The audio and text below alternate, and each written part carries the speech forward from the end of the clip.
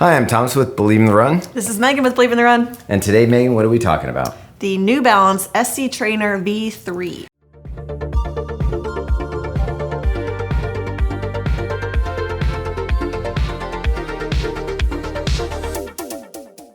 So, has this trainer held any integrity in the line, or has it changed a little bit for you?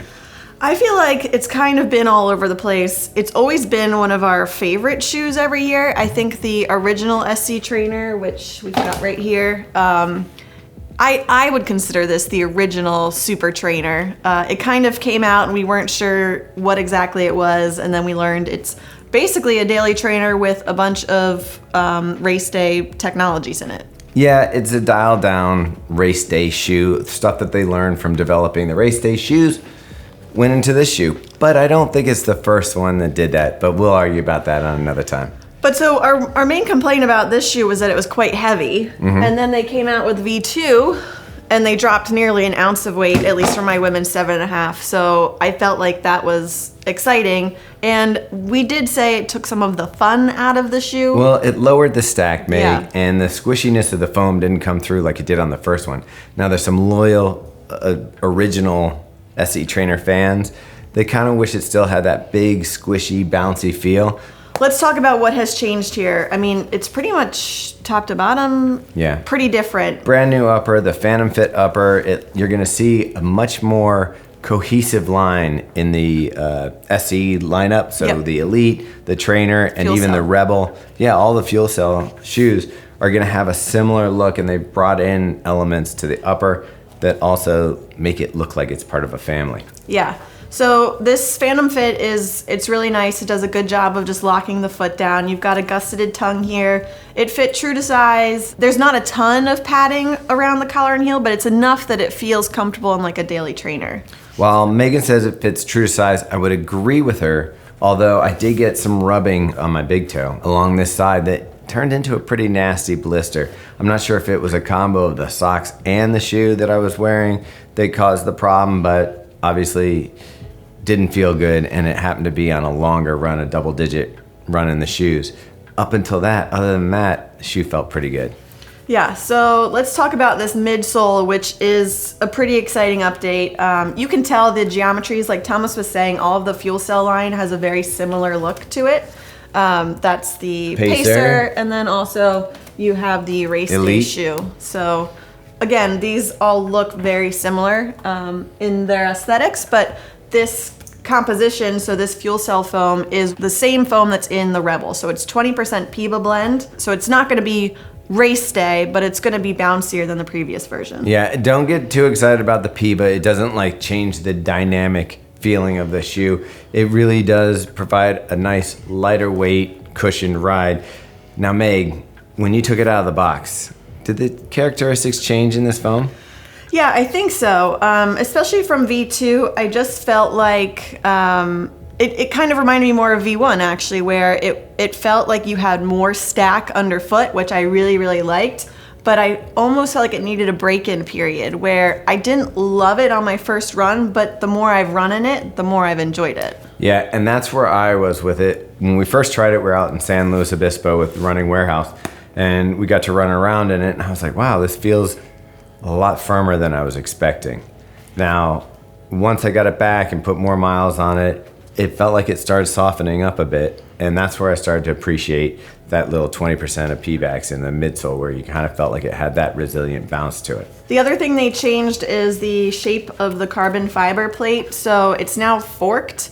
So they made a big deal to say that it's much lighter than the previous version. I didn't notice too much. I think it's hard to tell underfoot what a plate shape feels like, but it did feel nice and responsive. Yeah, I think the thing that you would be able to feel if it really was split enough was that like little bit of give that you get. And there's some shoes that do that, like Skechers had the H plate, you kind of feel two different sides. And then I would say Hoka has it with the Tecton X and some of their trail shoes. Coming through on this, on the plate, where I didn't necessarily feel like a strong reaction from the plate, it did provide the shape for the rocker, and I felt like it was really smooth. Yeah, I have to agree. So the stack height hasn't changed, even though it looks thicker. It's still just 40 millimeters in the heel, 34 in the forefoot, so 6 millimeter drop. But I felt like it felt like there was more underfoot. Yeah. Well, when you say that it's not as thick, it looks thicker, I've noticed in a couple of the New Balance shoes this year, they're really sinking the heel into the midsole,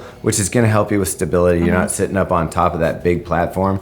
And you'll notice it in like the More and stuff like that, that you're actually sitting down in some of the foam. And then that's going to give it that larger look here on the sidewall. Yeah, so it also didn't change weight, which when I looked at it, I assumed it was going to be heavier, but it's actually not. So my women's 7.5 was, the previous version was 8.6 ounces, and this version is also 8.6 ounces. Right, and my men's 10.5 came in at 10.5 ounces, or right around 300 grams. Yeah, so I mean, that's a pretty decent weight when we're talking about all of this tech and all of this stack underfoot.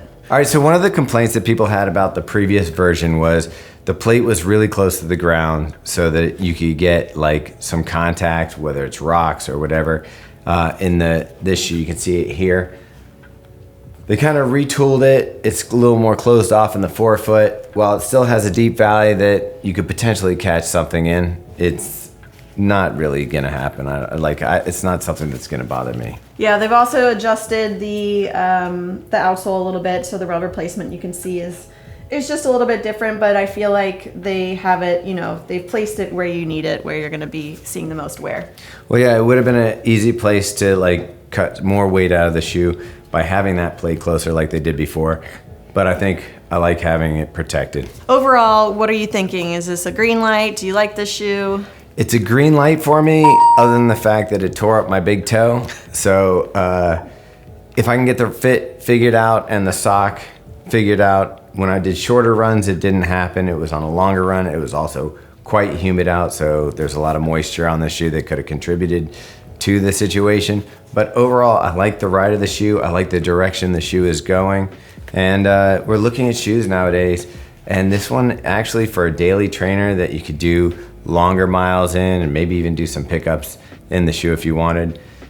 At 10.5 ounces, it's in a pretty good spot. Yeah, I agree with all of that. I think it's a pretty versatile shoe. It's funny because the original Super Blast, I had similar feelings where I didn't like it at first, and then the more I wear it, the more I enjoyed it. And that's how I feel about this shoe. Is my first run in it, I was kind of just, unenthusiastic about it, but the more I put miles on it, the more I'm really enjoying them. And I think this is the perfect long run shoe. That 20 miler in the middle of marathon training, you have all of that cushion. You also have the plate to give you a little bit more of a bounce. And I mean, yeah, it looks great. Yeah, and because it is lined up with the SC Elite, if you were to do your longer training miles in a shoe like this and then wait till race day to strap on the SC Elite, it's gonna feel great. Yeah, I agree. The one other note we didn't say, this is going to be $180. And when's it available, Meg? Right now. There you go. All right, if you enjoyed the video, please hit the subscribe button and the like button. Might as well subscribe. We're so close to 100,000. It'd be great to have your help getting there. Meg, where else should they go to find more stuff about Believe in the Run? We have a Facebook page, an Instagram page, and we're over on Strava. You can also check out our 2 podcasts, The Drop and Fuel for the Soul. One of the easiest ways to stay in check with us is go to believeintherun.com, fill out the weekly email form, and you will get all the current reviews that have posted that week on video or on the website. Yeah, that's it. All right.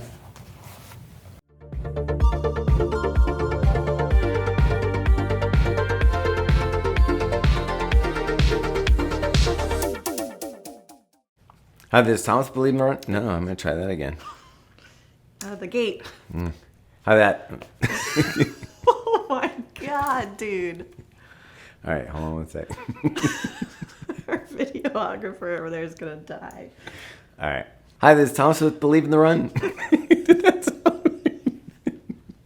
Hi, this is Thomas with Believe in the Run. Too slow. Dude, we're going to have to restart this whole thing. Okay, let's do it. Why don't you start? No, I've never started.